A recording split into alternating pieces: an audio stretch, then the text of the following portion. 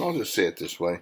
There was a season in life where my pastor, John Purcell, he's a really great guy. Wonderful, sweet, kind man. But he went through something in his life, and I don't think he minds us talking about this because, everybody goes through things. And he kind of went through a depression. And it was a few years. And we were, at that particular time, we were very concerned because he was just really struggling. I mean, he was struggling with panic attacks and different things. And he just wasn't the same. And his wife and everybody was very, very concerned, of course, and we went to praying about it. And so we were scheduled to be out there to be in their church. I can't remember, maybe September or March. I don't remember when it was. But anyway, I think it was on a Wednesday night probably, years ago. And I was very concerned about what was going on there. In fact, in that area, for whatever reason, pastors were dying. They were getting cancer.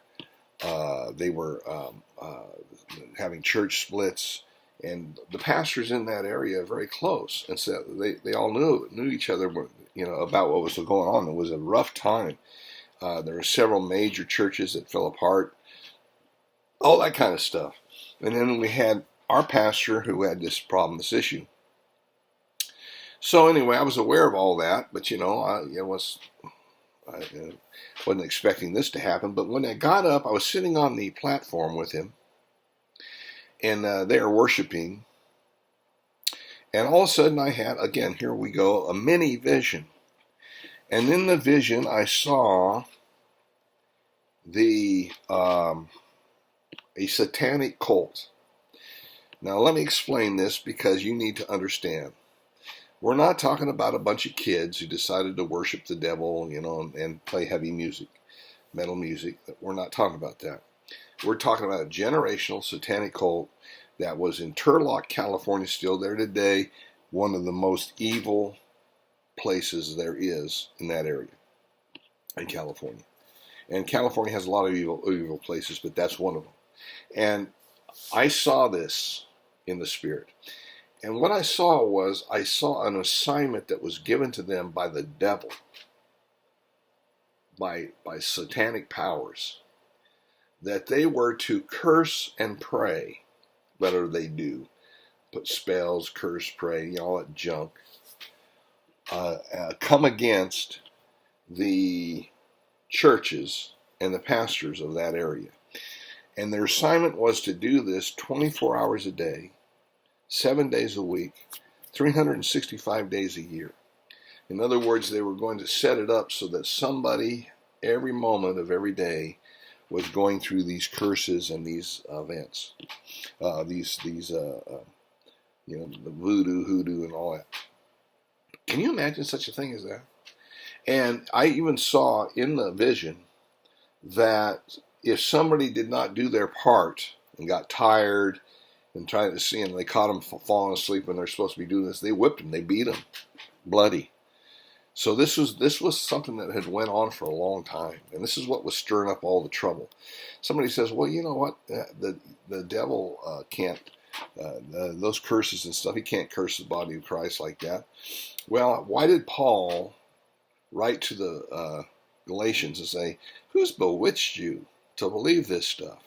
That word there, right there, if you look it up in the Greek, it's a word that means they put the whammy on you. And even though I realize we have authority over all these principalities and powers, and he is limited in what he can do, he can use people, and he can use circumstances to cause all these things to happen. And that was going out, and things like that. And he could bring women into pastors' lives that are ungodly, and 1,000 different things can happen. You can begin to experience this heaviness, that is created spiritually speaking over somebody, and they can get depressed and things like that. Anyway, I saw this, and then that was the end of the vision. And I knew the Lord wanted me to do something with it, so I got up, preached on our authority, and then we all stood up and bound and loosed and so on. But I knew that one session like that, even though helpful, was not going to take care of this problem. This was an issue that what needed to be taken care of could only be taken care of in the Spirit by praying. You have to understand something. A lack of prayer in the body of Christ is probably the greatest issue that we've ever had. I mean, if the enemy gets any ground, it's always because of that. And, this was the case. So after the service was over, I went back in the office and I asked very humbly if I could talk to my pastor, and I explained this to him. Because up to that time, they did have a prayer meeting, but it wasn't the type of prayer meeting that they really needed to have. They needed to amp that up, and I explained that to him. Him and his wife listened, and they took that word that I had for them to their credit, and began to go to Miss Billy Brim's prayer deal, and they've been going ever since, every October, and they began to build up, and she began to take the head of the prayer team there, and now they're going into the politics and into Sacramento and into the Capitol buildings and everything else, and doing all this prayer. They began to pray, and they began to build a prayer team and praying, and churches began to pray, and they turned that thing around. That thing has been turned around mightily because we have authority. We don't have to pray. We don't have to pray 7 days a week, 24 hours a day, 365 days a year to have results.